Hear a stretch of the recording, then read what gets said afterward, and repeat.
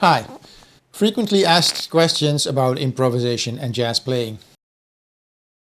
Another frequently asked question is, do I need to learn a lot of theory to be able to play jazz and to improvise?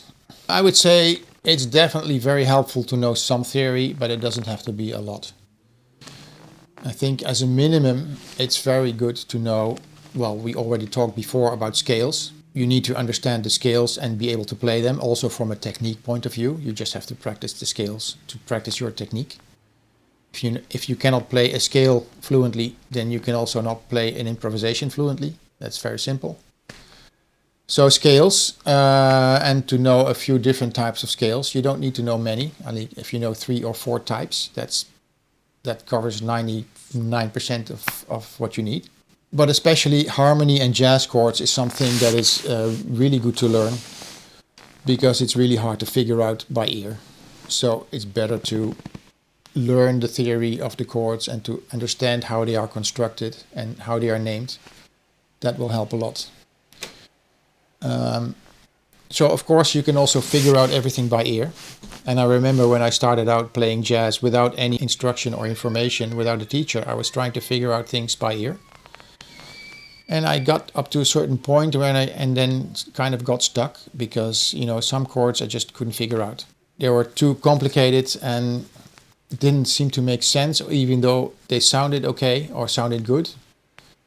They were just too complicated to figure out by ear. And I remember the first time I bought a book about jazz chords, and that was really kind of an eye-opener. So when I saw the description of these chords and how they were constructed and how you could play them, it was like in one day I learned more than I learned in months of trying to figure things out by ear. Because suddenly it was clear, and suddenly it made sense, and it was also clear how to play these chords. So the combination of theory and technique of how to play these chords was something that I really had to get from a book, because figuring it out by ear would have taken me another few years maybe. And let's take an example of something that you would never think of by yourself. Let's take a non-obvious chord. Let's say we have this. Well, this is obvious because that's a C major triad, inverted. But what about this chord?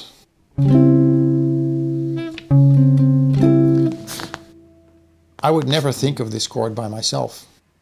I would never imagine playing that chord with a C sharp here. Nevertheless, this is a very common jazz chord. But if you don't know, if you have never seen how it's used, if you've never learned how it's used, then you would probably never imagine this kind of chord.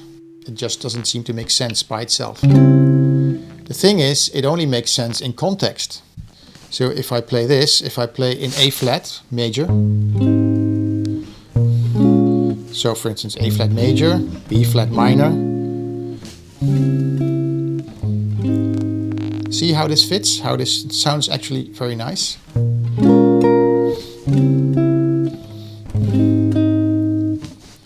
So here I have this strange sounding chord, which is basically a 13 flat 9 chord. And I can use more of those chords like this.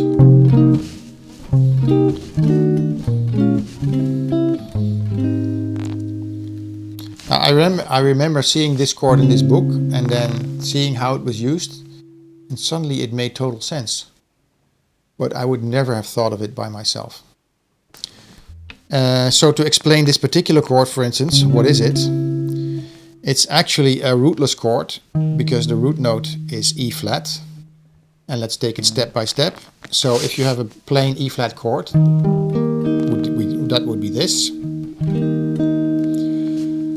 Let's go to an E flat 7, that would be this. Let's go then to an E flat 7 flat 9. It means that the 9th note of the chord is flattened, so you get this. And you can already imagine this in the progression. But we can go even further. We can go we can leave out the 7th here and put in the 6th note, which is the same as the 13th note of the scale. So we can also play this. And then it becomes a 13 flat 9 chord. But now we're missing the 7th. And the 7th is also here. So if you add the 7th, you have an E flat 7 with a 7th, a flat 9 and a 13. We then call it E flat 13 flat 9 and the 7th is implied. We don't have to mention it. So we go from E flat to E flat 7 to E flat 7 flat 9, E flat 7 flat 9 to E 13 flat 9, but without the 7th, and then we add the 7th, and then we have the real E flat 7th flat 9, where the E flat itself has been left out. And now it makes sense, because I'm going from A flat to B flat to E flat to A flat.